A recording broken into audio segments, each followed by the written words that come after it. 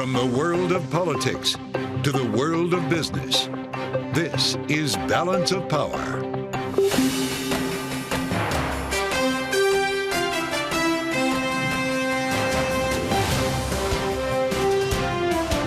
Live from Washington, D.C. From Bloomberg's world headquarters in New York to our TV and radio audiences worldwide, welcome to Balance of Power. I'm Caitlin Lyons. Donald Trump and Kamala Harris both in Texas today, focused on the border and reproductive rights, respectively, while leaning on the power of celebrity. We'll have more on the day of campaigning and the weekend ahead with our signature political panel and focus on young minority voters with Professor Jenn of Syracuse University. Plus, with a Virginia judge today ruling purged voters should be placed back on registration rolls, we'll examine the litigation that could shape the election and its aftermath with attorney Robert McWhirter. But we begin on this Friday evening in the Lone Star State. In Houston, Texas, earlier today, Kamala Harris focusing on abortion policy. The elected leaders of Texas, a lot of them, have made Texas ground zero in this fundamental fight for the freedom of women to make decisions about their own body. So tonight we will be discussing the impact of that, not only to the women of Texas and their families, but to people around the country because of Trump abortion bans. And I do believe it is critically important to acknowledge that this is not just a political debate. This is not just some theoretical concept. Real harm has occurred in our country. Joining me now for more is Bloomberg's Texas Bureau Chief, Julie Fine. So, Julie, with all due respect to your state, there are a lot of states that Kamala Harris could have taken this message. Why bring it to Texas? Absolutely. There are a lot of states, and this is one where she's likely not going to win. But she came to Texas because, like she said, she believes this is ground zero for the abortion fight. That is where she would like the focus to be. That is an issue. I mean, it's not enough to just say, I'm not Donald Trump. So coming here where this has become such a big issue, what it really is, Kaylee, it is simply a backdrop for her to focus a national message. Well, and a backdrop for a rally this evening that's going to be star-studded. Julie, Beyonce and Willie. Who's more important here? Well, I mean, that depends who you ask. When you said with all respect to the Lone Star State, people in Texas obviously will be very happy to see Willie Nelson here, but that is Democratic voters in Texas. Again, this is a Republican state. Beyonce now, we're talking national appeal with no disrespect to Willie, but Beyonce is somebody that she's wanted on the trail with her for some time. She is from Houston, and it was somebody she was rumored to have coming to the convention. So having Beyonce here gives those viral moments that she is looking for as she takes this campaign into its final days. Yeah, maybe trying to reach things with celebrity here. And speaking of reach, Donald Trump also trying to reach out to young men specifically as he sat down in Austin today for a podcast recording with Joe Rogan. But he also used his time in Texas to talk about the current state of immigration, which under Kamala Harris has been turned into ground zero for the largest border invasion in the history of the world. For the past 4 years, this state has become Kamala's staging ground to import her army of migrant gangs and illegal alien criminals. We've seen Donald Trump employing this strategy a lot, Julie. In this instance, he is in a border state, but he's also gone to non-border states to talk about this issue. Given we're just 11 days out now from the election, are we seeing signs that he thinks this is his best closing argument? I mean, this has been a major argument for him throughout the entire campaign. So if he is in Texas, like he was today for Joe Rogan, it certainly makes sense for him to pound on this issue, which he believes is such a winner for him with voters. I expect throughout the rest of the campaign to see him hit this one and hit this one hard, right along with the economy. Kaylee? All right, Bloomberg's Texas Bureau Chief, Julie Fine, thank you so much. Now, while in Texas earlier today, Kamala Harris was also asked about an issue unrelated to Beyonce or reproductive rights. The question was, would she put Jamie Dimon, the CEO of JPMorgan, in her cabinet? Jamie Dimon wants to be a part of your cabinet. Have you talked to him about that? And do you think Wall Street should be a part of your cabinet? We have 11 days to go. I do not have a cabinet yet. And so the decisions I'm making are all about what I will be doing and what we will be doing to remind the American people of the power of their vote. So you haven't thought about that? I have not. Joining me now for more is Bloomberg government's Kate Ackley in Washington. So, Kate, obviously there's been reporting in recent days about Jamie Dimon perhaps supporting Harris, but doing so quietly, not wanting to say so publicly as a big executive of a public company. But there are plenty of other Wall Street types and big business leaders who have been vocal in this election cycle and who are donating to prove it. We're seeing that revealed in the latest FEC filings as well. Yes, and one at the top of that list is Elon Musk. And, you know, Bloomberg had a story today looking at more than, I think it was $132 million so far. He's given at least that much to, these are mostly super PACs, outside groups. Obviously, what you can give to candidates is capped. But what you can give to super PACs is only capped by your own bank account. And Elon Musk has a big bank account, and he has been donating heavily this election cycle to a pro-Trump super PAC and to other super PACs as well, including those backing Republicans for the Senate. Yeah, and of course, he's been out on the trail as well, trying to rally support for Trump. And it's interesting, some of his money through the PAC is being used to focus on the ground game, which the Trump campaign has outsourced. Kate, given the levels of early voting we are seeing, more than 30 million people have already cast a ballot, and more of them in a lot of these battleground states are Republican ballots than Democratic ones, or at least registered to people of those parties. What does it say about how that money is being deployed for turnout and if it's effective? Well, we've seen some states like Nevada, for example, have a rise in early voting among Republicans. It looks like, you know, you don't know who they voted for, but you know what party affiliation they have. But we won't know until all the ballots are counted who actually wins, to be able to assess, is this ground game done by a super PAC or get out the vote efforts by the individual parties? I mean, both parties are financing big get out the vote efforts as well. So we won't, you know, we'll have to wait until Election Day to see where there was success. But it's just a big shift. Remember in 2020, when Trump and Republicans tried to say, you know, don't vote by mail, don't do early balloting because it's not legit. And now you're seeing a big wave of Republicans embracing that early voting, and some of Trump's messaging has encouraged that. Yeah, it's been fascinating to see how different these dynamics are compared to the 2020 election, although we do have to consider 4 years ago we were still in the middle of a pandemic, which was affecting voter behavior as well. Kate, finally, as we consider the money here that has been contributed, that these campaigns still have to work with, to what extent should we expect some to be conserved for the litigation that could follow this election, or is that litigation just going to inspire a new round of giving? A little bit of both. You've got tons of money that has been coming in for these final days, and they're going to be spending as much as they can, especially, I mean, when you're looking at the presidential race, of course, but also in the Senate, the House races, that money, as soon as it comes in the door, if it's a battleground race, it goes out.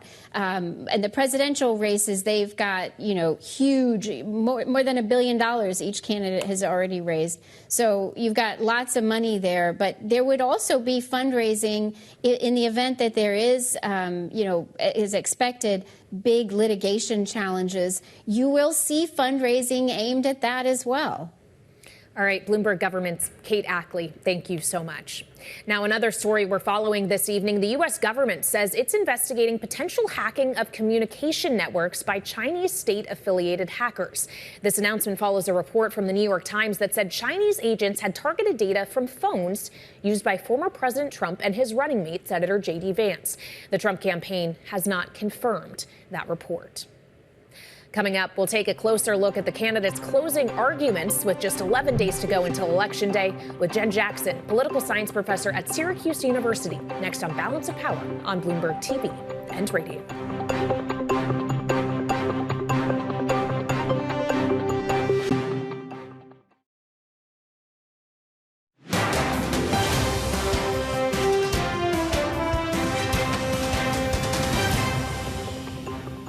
compared to 2020, this looks very different for Democrats.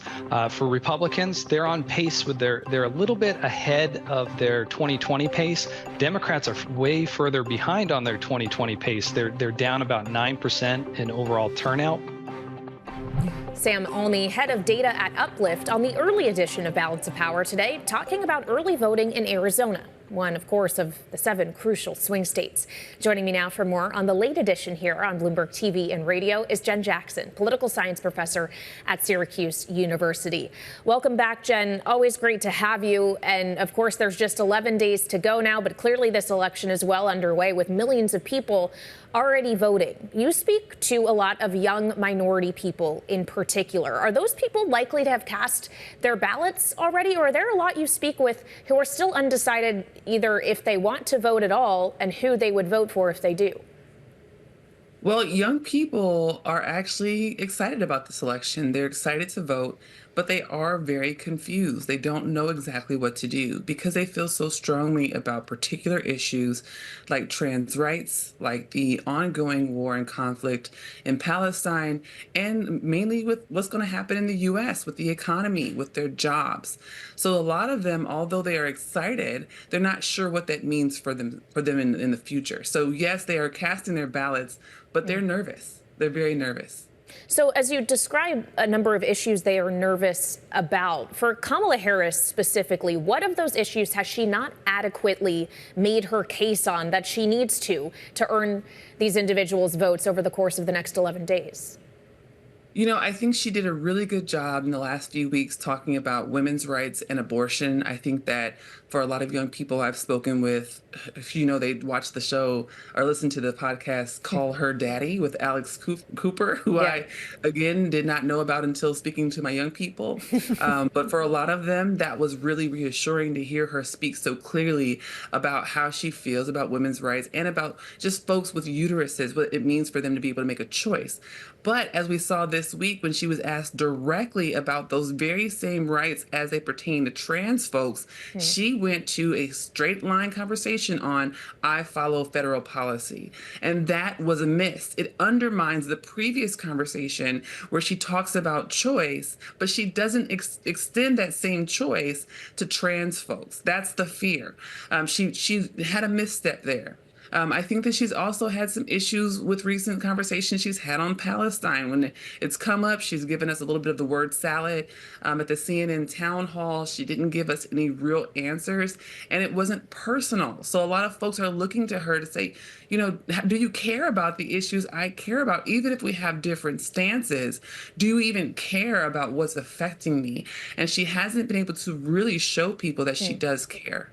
Just on trans issues in particular, we have seen pretty consistently in campaign ads from Donald Trump and other Republicans, frankly, that issue being mobilized in attacks against their opponents. What do you make of what we're seeing in that regard and how it's landing with undecided voters especially? You know, a lot of undecided voters are tired of the attacks, right? What they're saying is that they're kind of exhausted by the negativity that in a lot of ways was brought on by the Trump campaign.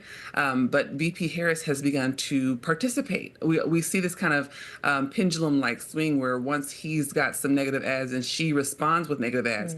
But the problem with that is that we don't hear a lot about policy. And so what a lot of young people and undecideds are saying is that while they're listening and hearing this back and forth between these two candidates, they're not getting a good picture of what either one of them will actually do. We've got Project 2025, so they know where Trump stands, but they're asking VP Harris, where do you stand? And she has yet to answer these questions because she's so busy defending herself against a lot of these baseless attacks from Trump.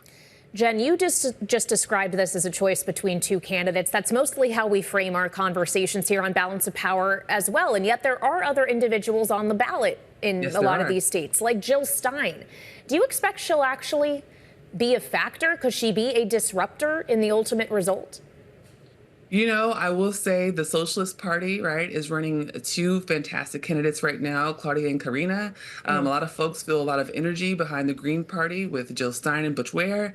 And I have been hearing from young people that they are considering Jill Stein and Butch Ware as a valid alternative because Jill Stein is speaking specifically to the refugee populations around the world and to the issues in Palestine.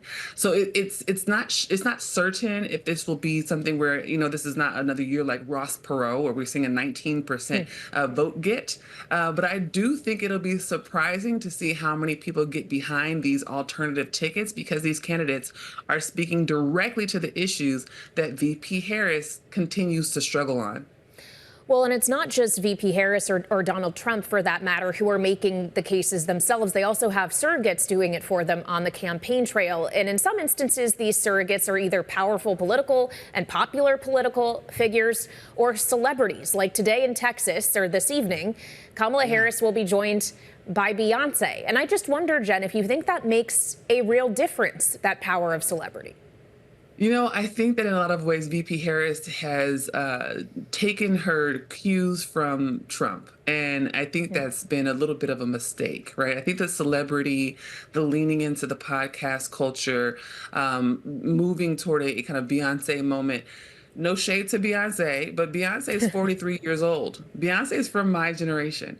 And the votes that Kamala Harris needs to get, they're not from people who listen to and support a Beyonce brand. She needs to be speaking to folks who are teetering, folks who are unsure. These are young, often educated, white young Americans who are thinking about where they stand on a host of issues, and they're asking for policy. So while she's out hanging out with celebrities, like Trump has done, it's costing her with people who are waiting to hear real policy from her. So while this may get her some of those viral moments that she wants, it may get her some popularity among people who are excited about her already.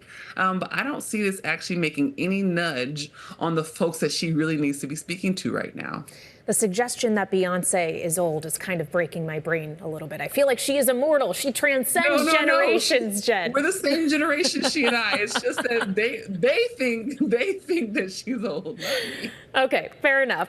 Finally, as we consider creating these viral moments, obviously Donald Trump trying to do a little bit of that today as well. Part of the reason he was in Texas is to sit down in Austin with Joe Rogan. Should Kamala Harris also try to go talk to Joe Rogan? I don't think so, right? I think we saw this again with the town hall this week where Trump didn't even show up, right? I think it's okay if she chooses not to be in certain conversations in certain rooms. I think that Fox News interview is a good example. Some of those conversations end up doing more harm than good. So I don't think that's necessary for her right now. She really needs to get through some policy to these folks who are confused and not sure. And she also really needs to make sure that people are getting to know who she is, not just as a candidate, but as a human being, not as the VP, not as a politician, but as a person. This is how folks like Bill Clinton have been so charismatic and have won over the American public in the past. This is what she needs to do as someone who's relatively new to a lot of young people who are sometimes voting for the first time. Has Tim Walz helped her in that, Jen? I think Tim Walz helped her at the beginning because he's so lovable and he's so kind and gentle. But I think that the Tim Walz introduction only has so much leeway, right? It only has so much rope. I think you can go on these exciting moments as long as you can, but if there's not anything to back it up, there's not much there, unfortunately. So for VP Harris's campaign right now, she's going to have to push really hard these next couple of days, and she's going to have to breathe some more energy into her campaign because right now she's falling a bit behind. Yeah, dead heat, according to pretty much every poll I've seen in the last few days. Jenn Jackson, political science professor at Syracuse University. Thank you, as always, for joining us. Coming up, we'll take a look at the #1 issue in this election, the economy, and what the latest University of Michigan sentiment data tells us about it. That's next on Balance of Power on Bloomberg TV and radio.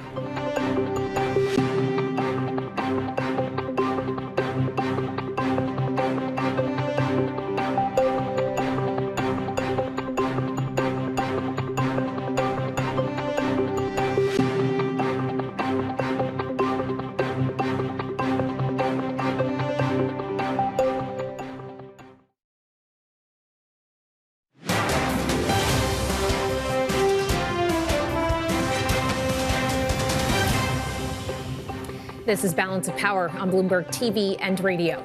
The University of Michigan's Consumer Sentiment Index rose to its highest reading since April today, and it's giving us an indication about how voters feel about the economy amid the race for the White House. That's where we find Bloomberg's Tyler Kendall this evening, who has a closer look at the data. Tyler? Yeah, hey, Kaylee, U.S. consumer sentiment hit a 6-month high today. Analysts say that was partly fueled by modest improvements in buying conditions for durable goods, as well as an easing in interest rates. But they also said that the election loomed large in this month's reading. For a sense of that, I want you to take a listen here to the head of the University of Michigan's Consumer Sentiment Survey, Joanne Shu, who joined Bloomberg earlier today. Consumers overall are feeling much better about the economy than they were 2 years ago. At the same time, they continue to tell us how much high prices are weighing on their personal finances. So people don't necessarily feel like they're thriving now, but they really have seen quite a bit of improvement since the peak of inflation a couple years ago. Consumer confidence is up more than 40% from a June 2022 low, but still beneath pre-pandemic levels. Shu says today's numbers were partly fueled by the sentiment of Republicans, which rose 8% from last month on what University of Michigan says indicates growing confidence by those in the GOP that Trump could win. Meanwhile, Democrats' consumer sentiment declined by 1%, and independents gained 4% in this reading. The economy has consistently clocked in as a top priority this election. The latest Bloomberg News Morning Consult poll out this week shows 36% of likely voters in the 7 key battleground states that we're watching ranked it as their single most important issue. About 2/3 of battleground voters say the economy is on the wrong track. That number, though, has improved since this time last year. Now, our polling consistently has found that former President Donald Trump has led on this issue when it comes to voters' confidence in handling the economy. But Kaylee, today's consumer sentiment is the highest in 6 months. If we go back since 6 months, that's when President Biden was at the top of the Democratic ticket. Now, former President Trump is leading Vice President Kamala Harris on the issue by about 5 percentage points. But 6 months ago in April, he was leading President Biden by 15 percentage points. So she certainly made inroads for Democrats. Tyler, we just have a minute left here, but what's with the disconnect between voters thinking the economy is on the right track and the data, or the wrong track rather, but the data signaling otherwise? Right. Well, prices have definitely eased in the last 2 years, but a recent Bloomberg analysis looked at this exact question. They're saying that many voters feel that while prices have eased, prices are still higher than they were before the pandemic. And also, some of the gauges that we use, like the Consumer Price Index, don't take into account everyday prices hitting Americans, like property taxes or mortgage payments. And that could be also adding to what Americans are feeling. All right, Bloomberg's Tyler Kendall live at the White House this evening. Thank you. Coming up, we'll take a look at the anticipated legal challenges surrounding the election with attorney Robert McWhirter. That's next on Balance of Power on Bloomberg TV and radio.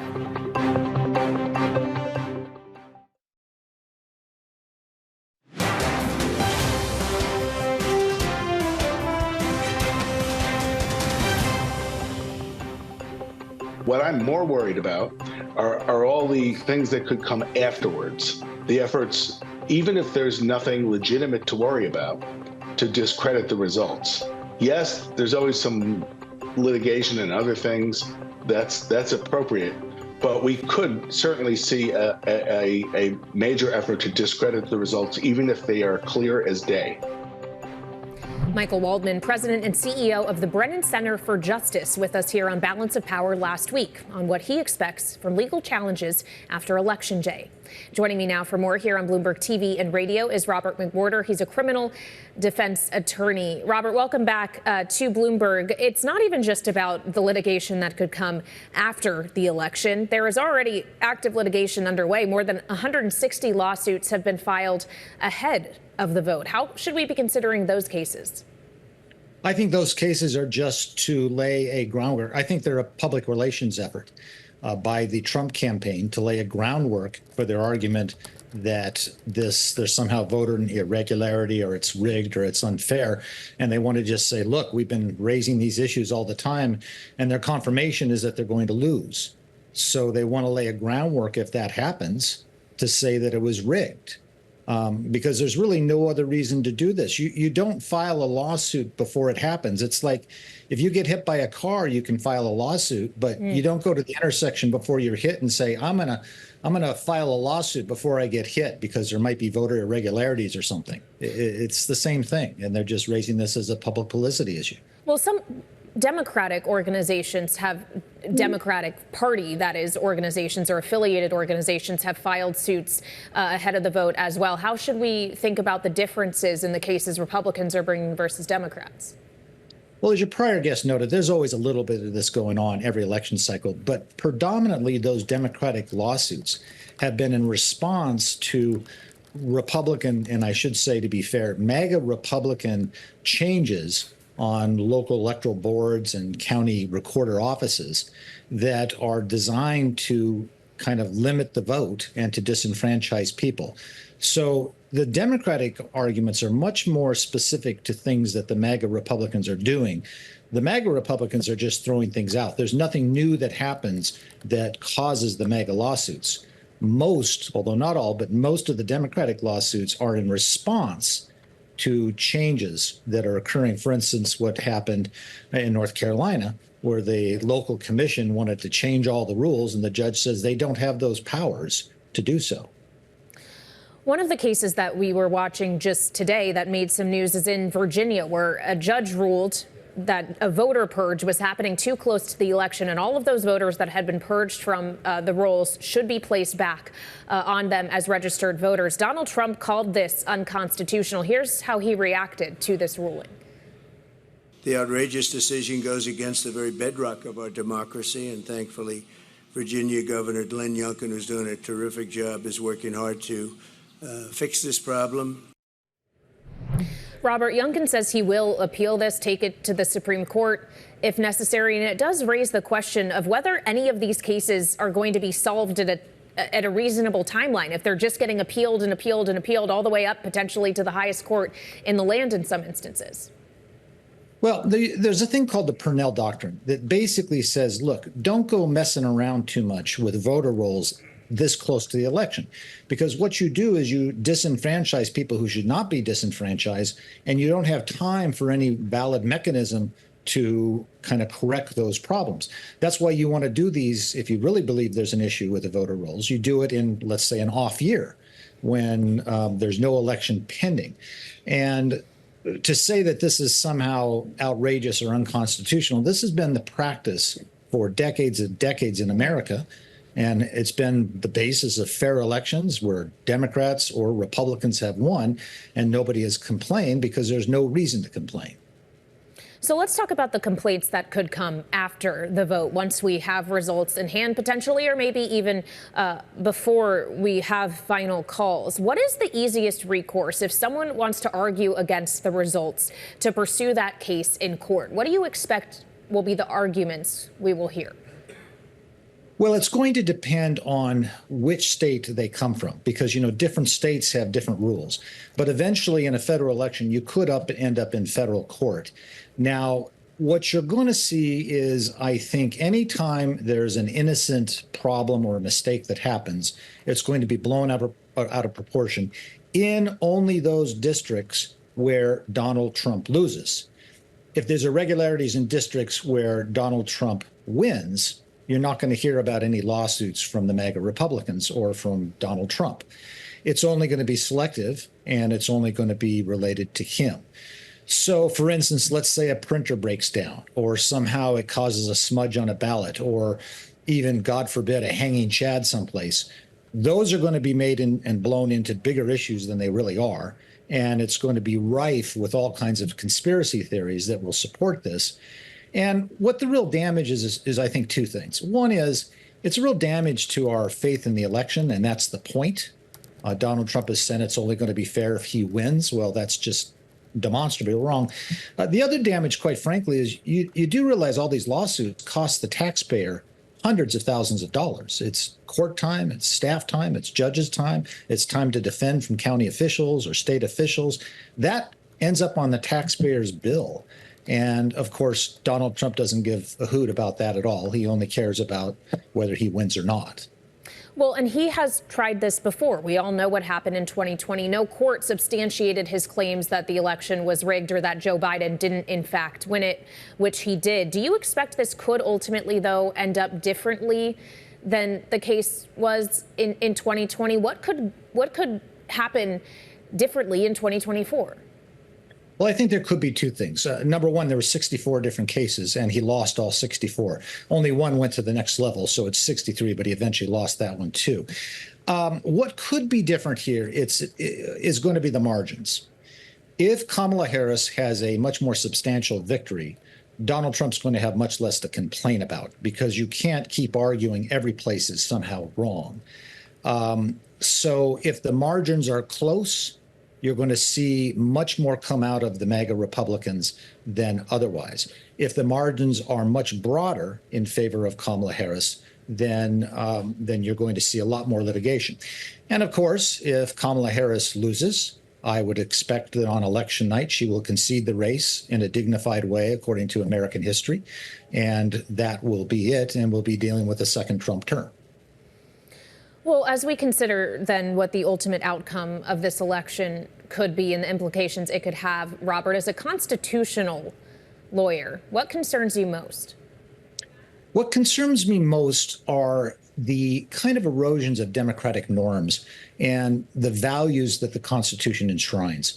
What a lot of these lawsuits are doing, and basically, again, the MAGA Republican lawsuits are doing, is kind of a strategy of disenfranchisement.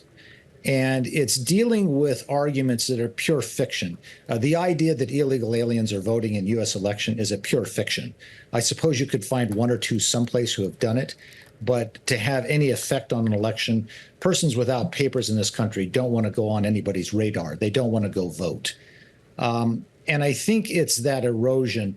The fact that we have a candidate that's not willing to accept defeat honorably is a break from the norms of our democracy, going all the way back to George Washington, who decided to step down after 2 terms, and then John Adams, after he was defeated by Thomas Jefferson, dignified, left the White House. And that's what our American tradition has been. And this is a real rupture of that tradition.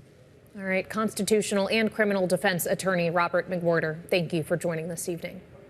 Coming up, we'll look at Elon Musk's reported relationship with Vladimir Putin, what a new Wall Street Journal story is revealing, and reaction from our signature political panel. Next on Balance of Power on Bloomberg TV and radio.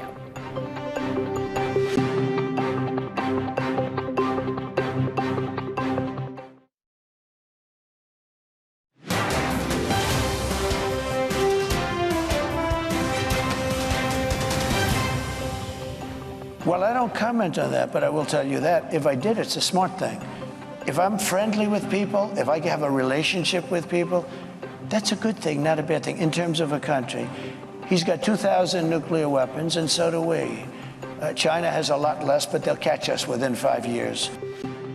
Donald Trump earlier this month in an interview with Bloomberg's editor-in-chief, John McWhirter, when asked about his relationship with Vladimir Putin, the Russian president, and whether they'd talked since he left office.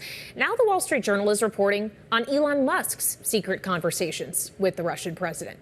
Joining me now for more here on Balance of Power is our signature panel, Rick Davis, Stone Court Capital partner, and Jeannie Shanzano, political science professor at Iona University and senior democracy fellow at the Center for the Study of the Presidency and Congress. Happy Friday to you both. Jeannie, here on Bloomberg TV and radio, you've been talking to us for weeks about the potential conflicts of interest that could arise when someone who controls companies that are also contracted by the government could have a very close relationship with the head of that government, potentially the president of the United States.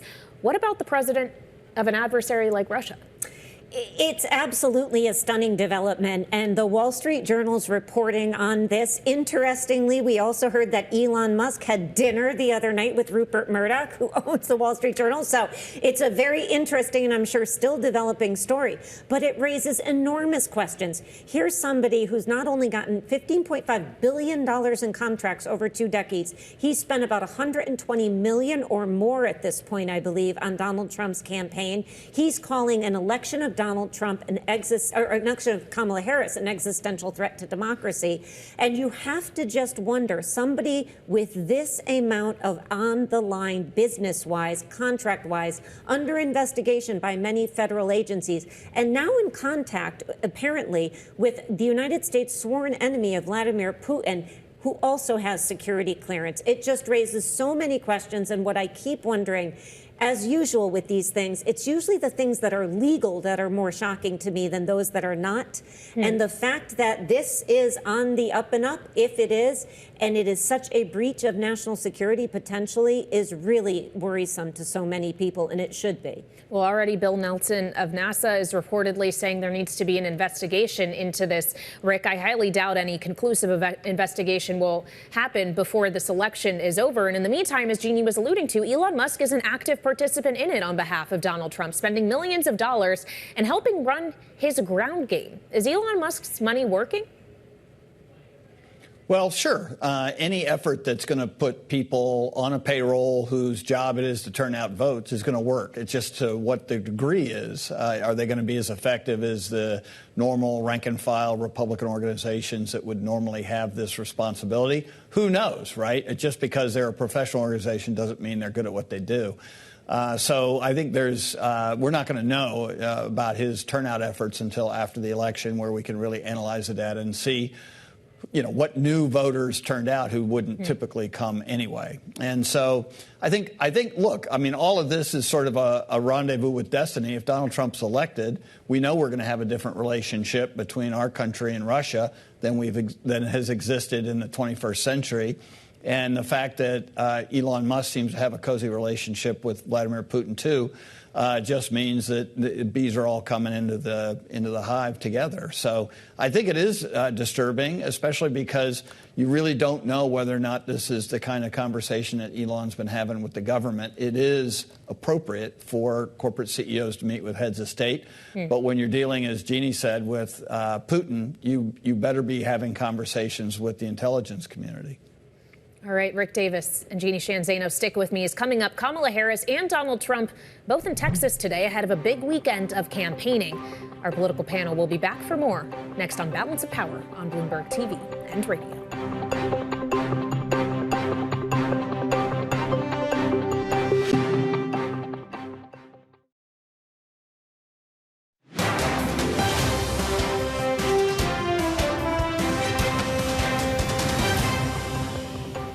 And so my question to you, Georgia, is how is any of that going to help you? We do not need 4 years of a wannabe king, a wannabe dictator running around trying to punish his enemies. That's not what you need in your life. I took on perpetrators of all kinds. Predators, fraudsters, and repeat offenders. I took them on and I won.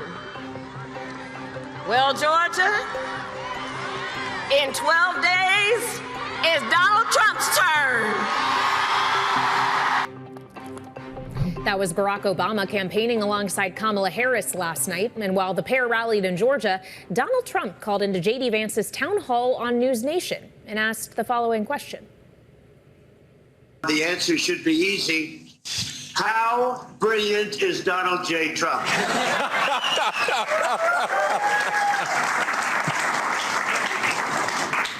Take your time. Think about it. Well, first of all, sir, this is supposed to be undecided voters. I would hope that I have your vote, of all people. But here's, first of all, sir, of course, you're very brilliant. Back with me now, our signature political panel and closers, Rick Davis and Jeannie Shanzano. So, guys, that is what happened last night. I want to talk about what happened today and what could still happen this weekend. Today, both candidates in Texas, Rick Davis, at a time where we have seen poll after poll show they're not just close in this race or statistically tied. They are literally tied. CNN, 47-47. New York Times Siena, 48-48. Bloomberg Morning Consult, 49-49. Does being in Texas today help either of them break that tie? First of all, Kayleigh, I think you're very brilliant. And I think that none of this is going to break the tie. This has been the most stable election I've seen in the, 50 years. From start to finish, the entire trading range has been 5 points. The fact that they're dead even, not only in the polls we're seeing today, but in the aggregate polls, the 538, the Real Clear Politics, all of these are even. And so I don't think anything's going to break that loose. But you do want to create momentum to get out your vote. And I think being in a state that actually isn't going to make a difference in electoral vote is the wrong place for Kamala Harris to be and for Donald Trump to be. I mean, I'd suggest they both go to a state that's actually in play and try and build an outcome that generates some momentum. Well, of course, it's not just about the state they go to, but the message they bring and who they bring with them. For Kamala Harris today, it's reproductive rights with Beyonce.